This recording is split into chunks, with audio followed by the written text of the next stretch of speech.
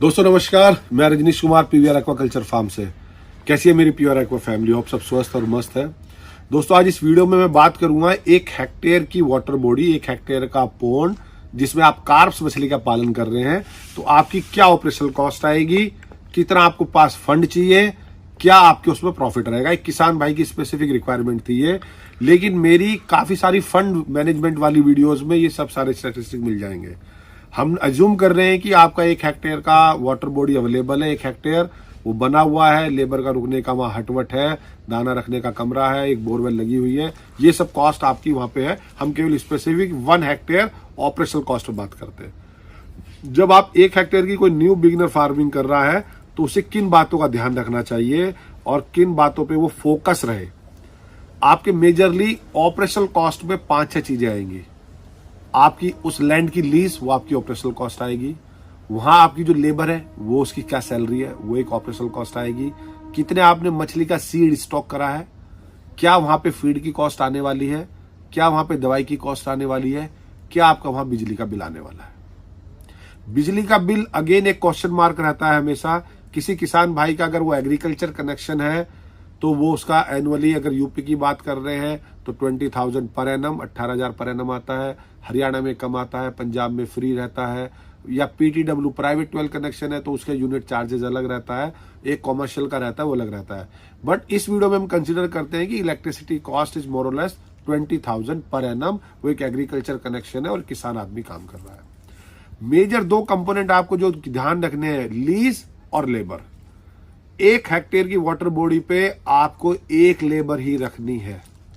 Labour average 10 से 12,000 से कम कहीं नहीं आएगी, तो 1.5 लाख रुपए आपकी लेबर कॉस्ट आपको एक ऑपरेशनल कॉस्ट का कंपोनेंट निकल गया। पूरे 12 महीने की तनख्वाह उसको देनी है। लीज आपकी एवरेज 40,000 पर एकड़ से कम कहीं नहीं मिलेगी, तो 1 लाख रुपए आपकी लीज कॉस्ट हो गई।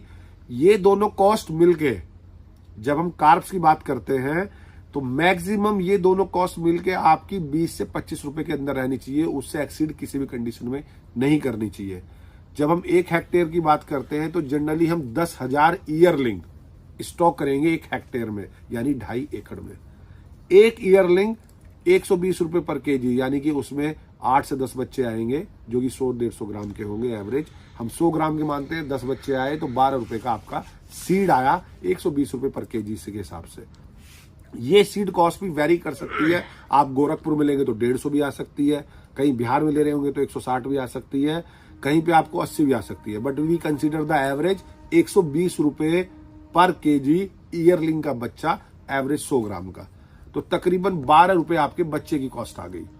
जो फीड कंपोनेंट है, आप मान लीजिए जब 10,000 मछलियां स्टॉक करी हैं तो 1.5 के हिसाब से 1.5 FCR से 15 टन दाना खाएगा वो, और तकरीबन 45 रुपए एवरेज, क्योंकि स्टार्टिंग में आपने उसको 30 प्रोटीन खिलाया, बाद में 28 खिलाया, तो आपका जो एवरेज आएगा 45-46 रुपए आएगा। तो तकरीबन 67 रुपए का एक बच्चा हम कॉस्ट जोड़ सकते हैं इजिली। फीड खाएगा ही खाएगा।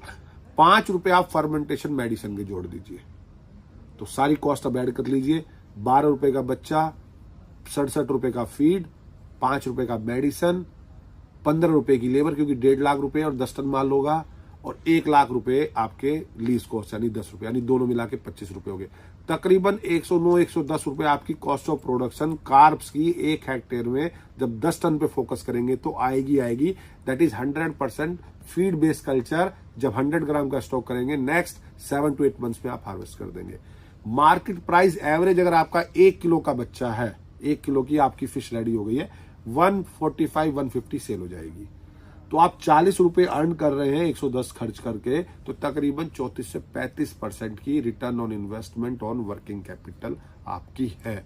लेकिन कंडीशन, लैंड महंगी ना हो, लेबर 1 की जगह 4 मत रख लेना, सीड 20,000 स्टॉक मत कर देना, अदरवाइज वो आधे किलो का ही होगा, प्राइस भी कम मिलेगा, मोर्टिलिटी भी ज्यादा आएगी, ग्रोथ भी नहीं होगी। तो इन बातों का बड़ा ध्यान रखें। तो मेरी उम्मीद है कि मैं अपने किसान भाई को 1 हेक्टेयर की ऑपरेशनल कॉस्ट समझाने में सक्सेस रहूंगा। कोई भी क्वेरी रहे तो आप 1-to-1 व्हाट्सएप भी कर सकते हैं, अदरवाइज कमेंट करें। कोई क्वेरी हो तो आई विल रिवर्ट। धन्यवाद, बने रहे अपने पीवीआर यूट्यूब चैनल पर। धन्यवाद।